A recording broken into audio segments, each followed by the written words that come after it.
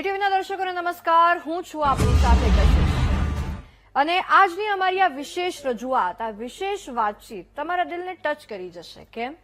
કારણ કે Gujarati film industry એવી અનોખી ફિલ્મ્સ લાવી રહી છે કે આપણે પણ વિચાર કરતા થઈ જઈએ કે આટલી આગળ વધી ગઈ છે આપણી ફિલ્મ ઇન્ડસ્ટ્રી. એવા અનોખા મુદ્દા, એવા સામાજિક મુદ્દાને લઈને ગુજરાતી ફિલ્મો આવી રહી છે કે જેને લઈને આપણને પણ એમ લાગે કે આપણે આ બધું તો આપણી નજરો સામે જોઈ રહ્યા છીએ, આ બધું સાચું થઈ રહ્યું છે. એટલે એ જે ફિલ્મો આવે છે ને, આપણે જીવતા હોઈએ એવો પણ અનુભવ થાય છે. એમાંની જ એક ફિલ્મ બેહદ, જે 20મી ફેબ્રુઆરીના રોજ રિલીઝ થવાની છે. અને એ બેહદ ફિલ્મનો મુદ્દો એવો છે ને કે જે તમે સમાચાર રોજ જોતા હો તો દર 2-3 દિવસે તમે એ સમાચાર જોતા જ હશો. તમે સમાચાર જોઈને તમે વિચારતા હશો કે આવું કેમ થાય છે. એ વિષય એવો છે ને કે રોજે રોજ એના પર ચર્ચા થાય, લોકો એના પર મનોમંથન કરે, પરંતુ એનો નિવેડો નથી આવતો. કાયદો બન્યો છે, લોકો સાવચેતીના પગલા ભરે છે, તેમ છતાં એ થાય છે અને જિંદગીઓ બરબાદ થાય છે. 10, 100, 1000 નહીં, લાખો કરોડો જિંદગીઓ એ એક મુદ્દાના કારણે બરબાદ થાય છે. અને એ જ મુદ્દો આ બેહદ ફિલ્મમાં બતાવવામાં આવ્યો છે. આ ફિલ્મનું ટીઝર તમને સૌપ્રથમ અમે બતાવવા માંગીશું, જોઈ લો. રાજપૂતની છોકરી 15 લાખ, જૈનની છોકરી 20 લાખ અને જો બ્રાહ્મણની છોકરી પટાવશો તો 25 લાખ કમાવા મળશે. શું પ્રેમમાં પણ હિન્દુ મુસલમાન હોય છે? પ્રેમ જ ધર્મ હોય છે. પ્રેમિક પ્રેમ છે. નાના મોટા તીર્થધામ જેવી પટાવેલી આજ સુધીની હિન્દુ છોકરીઓ ક્યાં, અને ક્રિશા જેવું કૈલાશ શિખર ક્યાં? સલમાન, ઓય સલમાન. શાશ્વત, પણ સલમાન એમની દીકરીઓના દિલમાં ઉતરીને એમના પેટમાં બી રોપવા પડશે.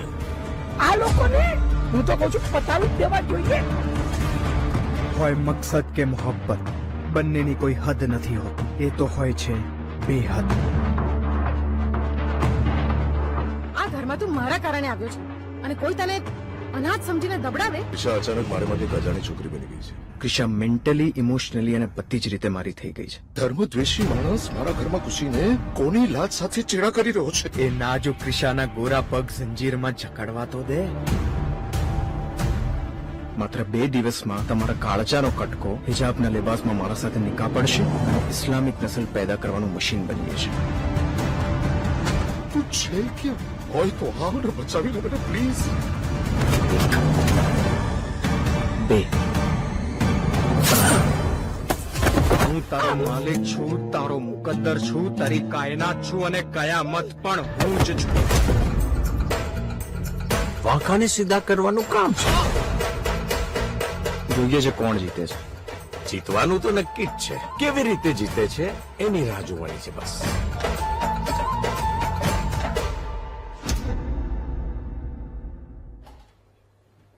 જોયું ને, અમે તમને બેહદ ફિલ્મનું ટ્રેલર આખું બતાવી દીધું. 5 દિવસ પહેલા જે ટ્રેલર રિલીઝ થયું ને, જ્યારે રિલીઝ થયું ત્યારે જે લોકોએ જોયું ને એના રૂવાડા ઉભા થઈ ગયા. કારણ કે આવું તો તમે જોયું છે કે આવું તો બને જ છે, આવું દેશભરમાં બને છે, ગુજરાતમાં પણ થાય છે. લવ જેહાદ.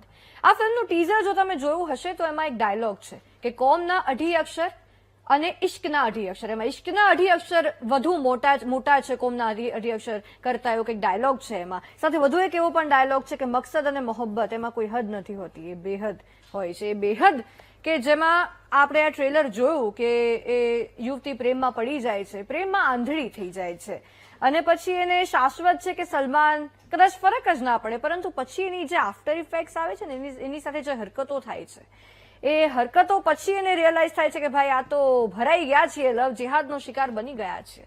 પરંતુ આવા કેટલા કિસ્સા આપણે જોયા છે. અનેક એવા સમાજ છે કે જે લવ જેહાદના મુદ્દે અવાજ ઉઠાવી રહ્યા છે, રસ્તે આવી રહ્યા છે, સરકારને ખાસ વિનંતીઓ પણ કરી રહ્યા છે, અરજીઓ પણ કરી રહ્યા છે, આવેદનો પણ આપી રહ્યા છે કે આ મુદ્દે કંઈક કરો. થઈ પણ રહ્યું છે, પરંતુ તેમ છતાં આ મુદ્દો હજુ પણ એટલો જ ગંભીર આપણા સમાજ માટે બનીને રહી ગયો છે. કારણ કે લાખો કરોડો યુવતીઓની જિંદગી આ લવ જેહાદ બરબાદ કરી રહ્યું છે. આમ તો પ્રેમમાં કોમવાદ ન હોય, કારણ કે પ્રેમ એટલો આંધળો હોય. માણસ જ્યારે પ્રેમમાં હોય ને ત્યારે સામે જોઈ ને કે કઈ નાત જાત કે કઈ કોમનું છે, એ એટલું જ જોઈએ કે આ વ્યક્તિ મને સારી રીતે રાખે છે, મારી સાથે સારી રીતે રહે છે, મને સામે પ્રેમ કરે છે, એ ખુશ રહે એની સાથે. એટલે એને પ્રેમ થઈ જાય, એની જોડે જીવન વિતાવવાની એને એ ઈચ્છા થઈ જાય અને પછી એ જીવન વિતાવવાનું નક્કી કરી લે, એની સાથે લગ્ન કરી લે. પરંતુ પછી જો એનું મોહબ્બત ના હોય ને મકસદ હોય તો પછી એ લવ જેહાદનો ખેલ ખૂબ ખતરનાક રમાય છે અને એ ખેલ ક્યારેક ખૂની પણ થઈ જાય છે. આ ઘટના, આ મૂવીનો જે મુદ્દો છે એ તમે ઘણી રીતે રિલેટ કરી શકશો, કારણ કે અવારનવાર તમે આના કિસ્સા સાંભળ્યા છે, અવારનવાર તમે જોઈ રહ્યા છો આ ઘટનાઓ બનતા. અને આ મૂવી પણ જે 20મી ફેબ્રુઆરીના આવી રહી છે એના પર આપણે આજે ચર્ચા કરવાના છીએ. અને ચર્ચા કરવા માટે આપણી સાથે આ ફિલ્મની સ્ટારકાસ્ટ વીટીવી ન્યૂઝના સ્ટુડિયોમાં ઉપસ્થિત છે. પ્લીઝ વેલકમ દાનિશ ગાંધી, જે કે ફિલ્મના મેઇન લીડ છે, સાથે સંજય કોરડિયા, કે જે આ ફિલ્મમાં ખૂબ સારો રોલ નિભાવી રહ્યા છે, અને ફિલ્મના ડાયરેક્ટર અંકુશ ભટ્ટ. વેલકમ. દાનિશ, સૌથી પહેલા મારે તમને પ્રશ્ન પૂછવો છે કે તમે આમ તો આ ફિલ્મના હીરો છો પણ વિલન છો. આ ફિલ્મ માટે જ્યારે તમે એની સ્ક્રિપ્ટ વાંચી, તમને શું પહેલો વિચાર આવ્યો? પહેલો તો એવો વિચાર આવ્યો કે આટલું સરસ અને મીઠી કેરેક્ટર છે અને જે વસ્તુ બહાર આવી જોઈએ, સમાજમાં લોકોને ખબર પડવી જોઈએ, એટલે મારે આ કેરેક્ટર કરવું જ છે. કારણ કે કદાચ બીજું કોઈ ન કરે, આ કેરેક્ટર થોડું ડરી જાય, કોન્ટ્રોવર્સીમાં એમને ના ફસાવવું હોય. પણ આઈ વોઝ વેરી ક્લિયર કે સોશિયલ કોઝ માટે ભલે મારું કરિયર બાજુમાં, મને પણ ખબર છે કે પહેલો જ રોલ આવો નેગેટિવ હું કરીશ તો કદાચ મારા કરિયરને અફેક્ટ થશે, પણ એટલું મેટર નથી કરતું જેટલું સોશિયલ કોઝ મેટર કરે છે. એટલે જ્યારે આ વાંચ્યું કેરેક્ટર, તરત જ અમે ડિસાઇડ કર્યું કે ના, હું તો કરીશ જ આ રોલ. બિલકુલ. સંજયભાઈ, તમને જ્યારે આ સ્ક્રિપ્ટ પ્રેઝન્ટ થઈ ત્યારે તમારો શું વિચાર હતો કે આ સ્ક્રિપ્ટમાં લવ જેહાદનો મુદ્દો છે, કદાચ કોન્ટ્રોવર્શિયલ પણ બની શકે છે, તો તમે શું જોઈને આ મૂવી કરવાનો નિર્ણય લીધો?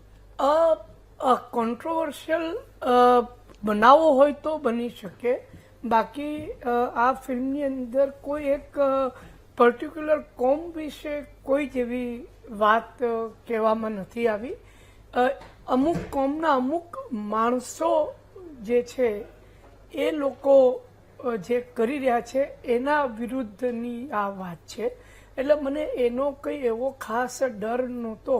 અને આ ફિલ્મની અંદર મારું પાત્ર કોમેડી પાત્ર છે, મામાનું કેરેક્ટર છે આ ફિલ્મમાં. અને મેં આવા રોલ ઘણી વાર કર્યા છે, પણ આ ફિલ્મમાં એક મારા કેરેક્ટર પર એક બહુ મોટો ટ્વિસ્ટ છે અને એ ટ્વિસ્ટને કારણે મને થયું કે મારે આ ફિલ્મ કરવી જોઈએ. એ ટ્વિસ્ટની સૌને રાહ રહેશે, જ્યારે ફિલ્મ જોવા મળશે ત્યારે આઈ થિંક એ ટ્વિસ્ટ લોકો જોશે. અંકુશભાઈ, તમે આ ફિલ્મના ડિરેક્ટર છો, સૌથી મોટો ભાર તમારા પર છે, કારણ કે આ મુદ્દો ગંભીર છે અને સંવેદનશીલ પણ છે. અને આ મુદ્દાને એક ફિલ્મમાં પ્રદર્શિત કરવું લોકો સામે, કે લોકો કન્વિન્સ પણ થાય અને એ ક્યાંક અસર પણ કરી જાય. તમારા મતે આ મૂવી તમારા માટે શું છે? મારા મતે આ મૂવી છે ને બે અલગ મુદ્દાઓને લઈને ચાલે છે. એક, જ્યાં અમારી છોકરીઓની વનરેબિલિટી કામ આવે છે, કે જ્યારે છોકરી પ્રેમમાં પડે છે અને એને ફક્ત એ દેખાય છે કે મારો પ્રેમ, અને એક વખત જ્યારે એ એક સીમા ક્રોસ કરી જતી હોય છે પ્રેમમાં અને ગળાડૂબ પ્રેમમાં પડી જતી હોય છે, એના પછી એને પાછું ફરવું છે ને એ બહુ એનાથી થતું નથી. એ વનરેબલ સિચ્યુએશનમાં આવી જાય છે અને ત્યારે કાંઈ પણ એની સામે જે હોય છે ને એ એક્સેપ્ટ કરી લે છે અને એને એવું લાગે છે કે હું એને ચેન્જ કરી દઈશ. પણ એની પાછળના, જેમ તમે ઇન્ટ્રોડક્શનમાં જ કીધું કે મોહબ્બતથી મકસદનું જ્યારે ટ્રાવેલ એને સમજાતું જ નથી અને ત્યાં એની અંદર ફસાઈ જાય છે અને ફસાતી રહે છે. અને એમાંથી કેવી રીતે બહાર નીકળે છે એ મારો મુદ્દો વધારે મહત્વનો છે, rather then this entire thing. જેમ કે સંજયભાઈ બહુ કરેક્ટલી કીધું, આ એક અમુક વર્ગને અમુક લોકોની વાત છે, એ આખા કોમની વાત નથી આ વસ્તુની. બિલકુલ. દાનિશ, તમે આ ફિલ્મમાં જેમ કહ્યું કે નેગેટિવ રોલ વોઝ ચેલેન્જિંગ, પણ સ્ટીલ તમે આ સ્ટોરીને જોઈને ખાસ આ નિર્ણય લીધો છે. તમારી ને જાનવીની કેમિસ્ટ્રી પણ આમાં ક્યાંક જોવા મળે છે. જ્યારે શાશ્વત હોય છે ત્યારે જે કેમિસ્ટ્રી હોય છે, અને સલમાન બને છે ત્યારે જે ટ્રેલરના એન્ડમાં અમે જોયું કે જે એના પર ઝૂમ થાય છે, એના પર શું કહેશો તમે? કંઈ નહીં, શાશ્વત પણ બનવું એનો એક પ્લાન જ હતો. એટલા માટે એ વખતે તો એના બેક ઓફ ધ માઇન્ડ તો એની ગેમ રમત જ રમી રહ્યો હતો એ. એટલે જ્યારે શાશ્વત જાનવી સાથે મળે છે ત્યારે એને કેવી રીતે ટ્રેપ કરવી, એની વલ્નરેબિલિટીનો કેવી રીતે ફાયદો ઉઠાવવો અને કેવી રીતે એને એવી પ્રેમમાં નાખી દેવી કે એ એના ફેમિલી વિરુદ્ધ પણ જઈને એ મારી સાથે આવી જાય. સો એ આખો પ્લાન હતો. એટલા માટે શાશ્વત અને જાનવીની જે કેમિસ્ટ્રી છે એ તો બહુ જ સરસ લાગશે. અને પછી જ્યારે એનો રિયલ રૂપ બહાર આવે છે કે બોસ આ તો સલમાન છે, શાશ્વત નથી, અને એનો મકસદ કંઈક અલગ જ છે. પ્રેમ એનું એની કોઈ ડિક્શનરીમાં પ્રેમ જેવો વર્ડ જ નથી. એના માટે મકસદ એ જ સૌથી વધારે ઇમ્પોર્ટન્ટ છે. ત્યારે એનો અસલી રૂપ બહાર આવશે અને ત્યારે ખબર પડશે કે ભાઈ જ્યારે ક્રિશા જે જાનવી જે કેરેક્ટર પ્લે કરી રહી છે, જ્યારે ક્રિશાને ખબર પડશે કે આ તો સલમાન છે, ત્યારે એની હાલત શું થશે એ આખા ફિલ્મની જર્ની છે. પણ દાનેશ, ટિપિકલ જે બધી મૂવીઝમાં આપણે જોતા હોઈએ છીએ કે મકસદ માટે આગળ વધતા હોય છે હીરો અને હિરોઈન સાથે પ્રેમ કરી બેસે છે, મોહબ્બત થઈ જાય છે. આ મૂવીમાં પણ એવું કંઈ એક્સપેક્ટ કરી શકીએ કે ઓનલી મકસદ પર ફોકસ છે? એ તમે એની માટે તો ફિલ્મ જોવી પડશે. એ ફિલ્મ જોશો. એ બધું જ અમે અહીંયા કહી દઈશું તો થિયેટર સુધી કેવી રીતે પહોંચશે લોકો? Okay, done. સંજયભાઈ, તમને પૂછવા માંગીશ કે તમે જેમ કહ્યું કે આમાં પણ તમારો રોલ કોમેડી છે. એક ખૂબ ગંભીર મુદ્દા પર જ્યારે ફિલ્મ આવતી હોય ત્યારે કોમેડી કેરેક્ટર પ્લે કરવું તમને કેવું લાગે? બહુ સારું લાગે છે. ઉલટાનું એ ફિલ્મને પણ હેલ્પફુલ થાય છે અને મારા માટે કોમેડી કરવી એ બહુ સહજ વાત છે.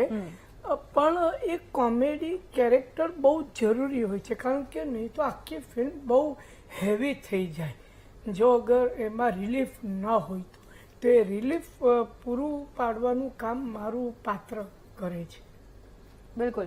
અંકુશભાઈ, આમાં હિતુ કનોડિયાનો પણ ટ્રેલરમાં દેખાય છે, મહત્વપૂર્ણ રોલ છે. આઈ થિંક એ જ એક પ્લોટ મોટો ટ્વિસ્ટ હોય એવું લાગે છે કે આવે છે ને પછી કંઈક બધા બદલાવ હશે એવું અમે અનુમાન લગાવીએ છીએ એઝ એન ઓડિયન્સ. તો એના માટે શું કહેશો એમના કેરેક્ટર માટે? હવે પાછું બધું જ અમે લોકો અહીંયા કહી દઈશું તો કારણ કે હિતુભાઈ એટલા મોટા સુપરસ્ટાર છે કે એમની એન્ટ્રી જ કે એક ફ્રેમ એ બહુ જ ક્યુરિયોસિટી ક્રિએટ કરે છે આખા ટ્રેલરની અંદર. તો આઈ થિંક ઓડિયન્સની માટે જ રહેવા દઈએ કે શું કરી રહ્યા છે અને એ કેવી રીતે આખા સ્ક્રીન પ્લે ને કેટલિસ્ટ બનીને આગળ વધારે છે. એ આઈ થિંક થિયેટરમાં જઈને જશે લોકો તો વધારે મહત્વનું હશે. બિલકુલ. દાનેશ, જ્યારે એક કેરેક્ટરનું એડેપ્ટેશન આવે ત્યારે કેરેક્ટરને ખૂબ મહેનત કરવાની હોય. તમારા માઇન્ડમાં પણ ક્યાંક તમે કહ્યું એમ કે એક હતું કે પોઝિટિવ નેગેટિવ વચ્ચેનું, અને બીજું કે કેરેક્ટરને આખું અડોપ્ટ કરવું. તો તમે આખી જે તમારી કેરેક્ટર એડેપ્ટેશનની જે આખી જર્ની હતી એને કેવી રીતે દર્શકો સમક્ષ રજૂ કરશો? એટલે ઓનેસ્ટલી તમને કહું ને તો એટલું ડિફિકલ્ટ નહોતું, બીકોઝ મારી પાસે બહુ જ સરસ ડિરેક્ટર, બહુ જ સરસ રાઇટર અને આખી ટીમ બહુ જ સરસ હતી. એટલા માટે મારા માટે એટલું ડિફિકલ્ટ નહોતું. હું કહી શકું કે ભાઈ મેં આટલી મહેનત કરી, 4 મહિના આમ કર્યું, બેક સ્ટોરી કરી, આમ તેમ, પણ એ બધું ખોટું છે. મેં વર્કશોપ્સ કરી ડિરેક્ટર સાથે, રાઇટર્સ સાથે, એમની સાથે બેઠો, એમને સમજ્યું કે એમને શું મારા તરફથી જોઈએ છે આ ફિલ્મમાં, અને એ જ ટ્યુનિંગમાં અમે કરતા ગયા અને હોપફુલી ઓડિયન્સને ગમશે મેં જે રીતે ભજવ્યું છે આ કેરેક્ટર. એન્ડ આઈ હોપ કે જસ્ટ હું એક સ્ટીરિયોટાઇપ નેગેટિવ ઇમ્પેક્ટ પડશે તો પણ વાંધો નથી જો મેસેજ સાચો જતો હોય, પણ આઈ હોપ કે મારી છાપ એવી ના પડી જાય. પણ ઓવરઓલ જે અમારી ટીમ છે એ લોકો સાથે કમ્યુનિકેશન ને એમનું અન્ડરસ્ટેન્ડિંગ, મારું અન્ડરસ્ટેન્ડિંગ રહીને બહુ જ સરસ અમે આ પ્રોડક્ટ બનાવવાનો પ્રયત્ન કર્યો છે. બિલકુલ. ટીમના કોર્ડિનેશનની વાત થઈ, અન્ડરસ્ટેન્ડિંગની વાત થઈ. સંજયભાઈ, તમને પૂછવા માંગીશ, સેટ પર કેવો માહોલ રહેતો? મુદ્દો આટલો સંવેદનશીલ છે, લોકો આમ એન્જોય કરીને આખો કિરદાર નિભાવતા, શૂટમાં કેવું રહેતું મને કહેજો. ના, શૂટિંગ વખતે માહોલ બિલકુલ આમ હસતો રમતો નહોતો. ટેન્શન ખૂબ હતું, કારણ કે દરેક સીનમાં એવું થતું હતું કે હવે આ સીનને કઈ રીતે આપણે વધારે સારી રીતે ભજવીએ. દરેક સીન જે છે ને એ હેવી સીન છે. એની અંદર વચ્ચે ક્યાંક કોઈક જગ્યાએ મારી કોમેડી આવે, એટલે વાતાવરણ સ્ટેજ ઉપર જરાક અઘરું જ હતું, થોડુંક સિરિયસ વાતાવરણ જ હતું. બિલકુલ. અંકુશભાઈ, સિરિયસ વાતાવરણ હોય, મસ્તી વાળું વાતાવરણ હોય, શૂટિંગ જ્યારે થતું હોય ત્યારે એઝ અ ડિરેક્ટર ઘણા બધા પડકારો આવતા હોય છે, બધા આખી team coordination everything, specially Gujarati film industry. તમારો એઝ અ ડિરેક્ટર આ ફિલ્મ માટે અનુભવ કેવો રહ્યો? નહીં, બહુ જ સરસ રહ્યો, બીકોઝ બેકહેન્ડમાં જે પ્રોડક્શન ટીમ છે if they are very efficient then ડિરેક્ટરનું અડધું કામ સોર્ટ થઈ જતું હોય છે. અને અમુક જે તમે કીધું કે ડિફિકલ્ટીઝ છે, અમે લોકો લાસ્ટ એપ્રિલમાં શૂટ કરી રહ્યા હતા ફિલ્મ, અને we were shooting at around like 47 degrees, અને અમુક સીન્સ તમે એની અંદર જોશો તો ટેરેસની ઉપર અને ઓપન ગ્રાઉન્ડ અને એની ઉપર. સો એ હાર સનલાઇટની અંદર શૂટ કરવું, એ ડિફિકલ્ટીની અંદર શૂટ કરવું, where you are dehydrating by the minute, but એ જે આખું પ્રોડક્શનનું બેકહેન્ડ છે, ચેતનભાઈના લોકો છે, they were so goddamn efficient કે આ બધું જ બહુ સારી રીતે અમને ખબર બી ના પડી કે 15 દિવસની અંદર ક્યાં અમે આ ફિલ્મ કમ્પ્લીટ કરી નાખી. And then obviously the result is in front of you. Wow. દર્શક મિત્રો, બેહદ ફિલ્મ પર ચર્ચા આપણે યથાવત રાખીશું. હાલ લઈએ એક નાનકડો બ્રેક. વિરામ બાદ દર્શક મિત્રો આપનું સ્વાગત છે. આપણે બેહદ ફિલ્મને લઈને વાતચીત કરી રહ્યા છીએ. બેહદ ફિલ્મની સ્ટારકાસ્ટ વીટીવી ન્યૂઝના સ્ટુડિયો પર ઉપસ્થિત છે અને વધુ એક સ્ટાર આપણી સાથે સ્ટુડિયોમાં જોડાઈ ચૂક્યા છે, નિમેશ દિલીપ રાય, કે જે આ ફિલ્મમાં ક્રિશા, કે જે મેઇન હિરોઈન છે, એના પિતાનો રોલ આઈ થિંક પ્લે કરી રહ્યા છે. ટ્રેલરમાં તેવું દેખાઈ રહ્યું છે. નિમેશભાઈ, સ્વાગત છે આપનું. નિમેશભાઈ, હવે તમને મારે પ્રશ્ન પૂછવો છે કે તમે ફાધરનો જ રોલ કરી રહ્યા છો, ટ્રેલરમાં દેખાઈ રહ્યું છે, રાઈટ? યસ. સો જે એ આખો અપ્સ એન્ડ ડાઉન્સ હોય છે ને, જે સલમાન સાથેની તમારી કન્વર્સેશન છે અમે ટ્રેલરમાં જોઈ, તો એમાં એક દીકરીના બાપનું એ ટેન્શન કે દીકરીનું જીવન બરબાદ થઈ રહ્યું છે તમારી સામે, અને તમે આમાં કંઈ જ નથી કરી રહ્યા કારણ કે તમારી દીકરી પ્રેમમાં આંધળી થઈ ગઈ છે. એ લાગણી તમારી સ્ક્રીન પર જયારે બતાવવાની આવે, એ કેવી રીતે તમે આખું પોર્ટ્રે કર્યું? ફર્સ્ટ ઓફ ઓલ, આ ફાધર એટલે હું પોતે પણ પિતા છું, અને ફાધર તરીકે આ માત્ર એક ફાધરની વાત નથી, દરેક દીકરીના બાપની વાત છે. અને એ બાપની જગ્યાએ જયારે તમે મૂકો પોતાની જાતને, અને તમારી એક બાળકી હોય કે તમારી એક દીકરી હોય, અને એ કોઈક આવા સંજોગોમાં ફસાઈ રહી હોય અને તમે ન કરી શકો, અને હેલ્પલેસનેસ ડેફિનેટલી હોય, અને એ પરિસ્થિતિ આપણે આપણા સમાજમાં જયારે દીકરી ઘણી વખત મોટી થઈ ગયા પછી, એ આમાં અલગ વિષય છે, પણ કોઈ બીજા વિષય કારણસર જો પિતાનું ન સાંભળે કે પિતા એમાં જો મજબૂરી અનુભવે, તો એ મજબૂર પિતા આપણે આપણા સમાજમાં ઘણી બધી જગ્યાએ જોતા આવ્યા છે. તો it was not that difficult to portray that character. અને તમારો એ મતલબ જે આખી જે સ્ટોરી છે, લાઈક લવ જેહાદ, જ્યારે તમે જાનવી જોડે એઝ અ ફાધર ડોટર તમારું જે કોર્ડિનેશન બેસાડવાનું હોય, સાથે જ એ જે એક ડાયલોગ ડિલિવરી જ્યારે તમારે એવી કરવાની હોય કે જ્યારે એ તમને ખબર છે કે જેમ તમે કહ્યું એમ કે બધા જ ફાધર માટે આ રિલેટ થશે, તો એ તમે જ્યારે પ્રેક્ટિસ કરતા હો, રિહર્સ કરતા હો, ત્યારે તમારી લાગણી કેવી આવે? લાગણી, અંકુશભાઈ બહુ સારા દિગ્દર્શક છે, એટલે અમારે તો એમને જ ફોલો કરવાના રહ્યા. જોક્સ અપાર્ટ, પરંતુ મેં હમણાં જ કહ્યું, મારો આ પહેલા સવાલના જવાબમાં જ આનો જવાબ આવી ગયો હતો કે પિતા તરીકેની લાગણી, એ પિતા જો તમે હો તો એ પોર્ટ્રે કરવામાં બહુ મુશ્કેલી ના પડે, and that is why it was not that difficult. Danesh, તમને પૂછીશ કે જે રીતે આ તમારું કેરેક્ટર છે, રાઈટ, તમે આ કેરેક્ટર માટે પ્રેક્ટિસ કરી, ડિરેક્ટર જોડે વાતચીત કરી હશે, બધું જેમ એમણે કહ્યું એમ કર્યું હશે, બટ મીન વાઇલ સાથે તમને આ કેરેક્ટર એવું છે કે તમારા જ કેરેક્ટર પર એઝ અ હ્યુમન બિંગ તમને ગુસ્સો આવતો હશે કે આ યાર આવા લોકો આવા સાચે સમાજમાં છે કે જે યુવતીઓનું જીવન બરબાદ કરી રહ્યા છે, એ તમારી એ લાગણી એવા લોકો માટે શું છે? ઓનેસ્ટલી હું તમને કહું ને, મેં તો આ લાઈવ જોયેલું છે. વાવ. એટલે નામ હું નહીં દઉં ઓફકોર્સ, પણ આજકાલ તમે જીમ્સમાં કે કેફેઝમાં બહુ જ આવી જે જગ્યાઓ પર જ્યાં યંગ છોકરા છોકરીઓ હોય છે, ત્યાં આ વસ્તુ બહુ જ થઈ રહી છે. અને લિટરલી તમને દેખાય કે આ શું ચાલી રહ્યું છે, આખું ષડયંત્ર શું ચાલી રહ્યું છે. એટલા માટે મને તો એ વખતે પણ ગુસ્સો આવતો હોય છે કે તમે કોઈકની લાઈફ, કોઈક છોકરીની લાઈફ આવી રીતના કેવી રીતે બગાડી શકો, તમારા એક જુનૂન માટે કે તમારા કોઈ મકસદ માટે આવી રીતના કોઈકનું જીવન કેવી રીતે બગાડી શકો. અને વાત ખાલી એ છોકરીની નથી, એને આખા પરિવારની છે ને.